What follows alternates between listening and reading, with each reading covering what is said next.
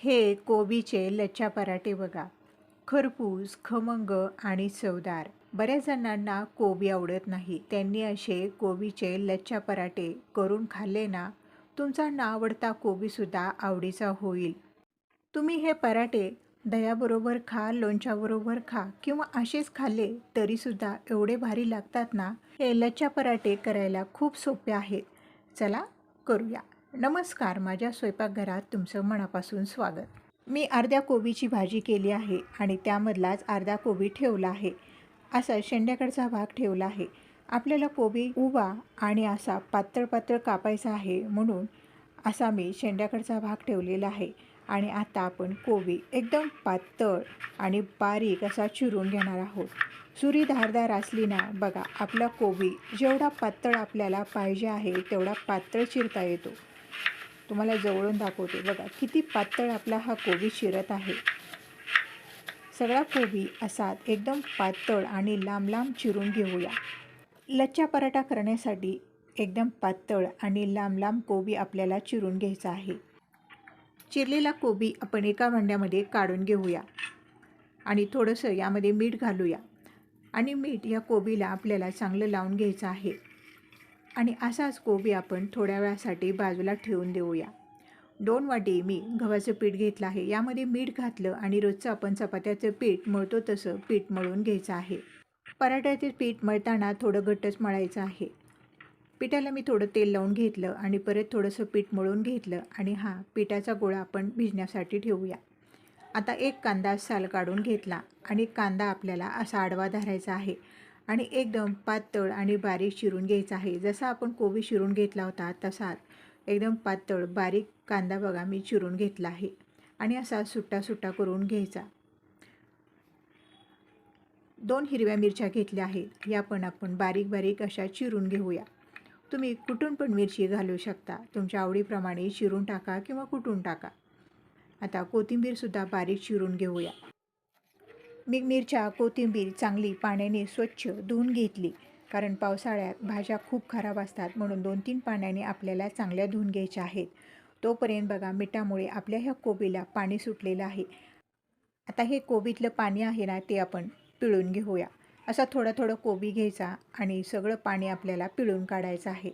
कोबीमधलं असं पाणी पिळून काढलं ना, आपला कोबी मऊ पडतो आणि आपण ज्यावेळेस पराठे लाटतो ना, त्यावेळेस आपल्याला व्यवस्थित पराठे लाटता येतात. बघा एवढं कोबीमधलं पाणी निघालेलं आहे. आणि हा पिळून काढलेला कोबी आहे ना, तो असा मोकळा सुट्टा करून घेऊया. आणि आता यामध्ये आपण कांदा घालूया. 1 चमचा आलं लसूण पेस्ट, बारीक चिरलेली मिरची, अर्धा चमचा मिरची पावडर, अर्धा चमचा धणे पावडर, अर्धा चमचा हळद, चवीप्रमाणे मीठ, बारीक चिरलेली भरपूर अशी कोथिंबीर. आता हे सगळं आपण चांगलं मिसळून घेऊया. आपल्याला हे मिसळताना हलक्या हातानेच मिसळायचं आहे. जास्त जर आपण दाबून मिसळलं तर परत मिठामुळे याला पाणी सुटतं, म्हणून हलक्या हाताने हे चांगलं आपल्याला मिसळून घ्यायचं आहे. आता हे मिसळून झालं, लगेचच पराठे करायला घेऊया. मध्यम आकाराचा पिठाचा गोळा करून घेतला आणि आपण रोजची चपाती लाटतो तशी आपल्याला चपाती लाटून घ्यायची आहे. ही चपाती ना आपण सगळ्या बाजूनी एकसारखी लाटून घेऊया. कुठे जाड कुठे पातळ अशी ठेवायची नाही. सगळ्या बाजूनी एकसारखी लाटून घ्यायची आहे. आता चपाती लाटून झाल्यानंतर जे कोबीचं आपण मिश्रण केलं होतं ते यावर घालून घ्यायचं आहे. कडेपर्यंत सगळ्या बाजूनी चांगलं घालून घ्यायचं. आणि आता मिश्रण घातल्यानंतर आपण या चपातीची घडी घालून घ्यायची आहे. अशा 3-4 घड्या घालून घ्यायच्या. घडी घातली ना, हाताने थोडं वरनं दाबायचं आहे आणि आता मध्यभागी सुरीने कापून घ्यायचं आहे. कापल्यानंतर आपण याचे गोळे आपण तयार करून घेऊया. हा दुसरा गोळा बाहेरनं लावून घेऊया आणि एकदम घट्ट असे आपल्याला हे गोळे जुळवून घ्यायचे आहेत. आणि आता यावरून आपण काळे तीळ लावून घेऊया.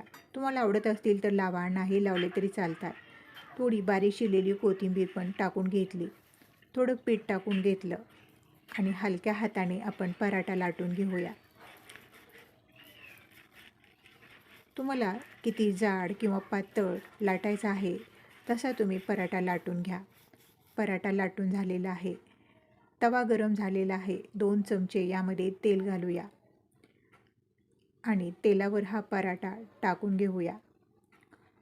परत वरून तेल लावून घेऊया.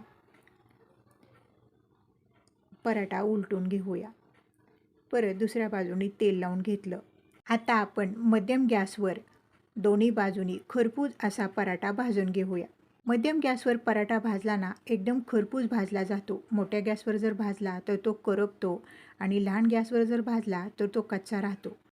काय मस्त आपला हा पराठा दिसत आहे.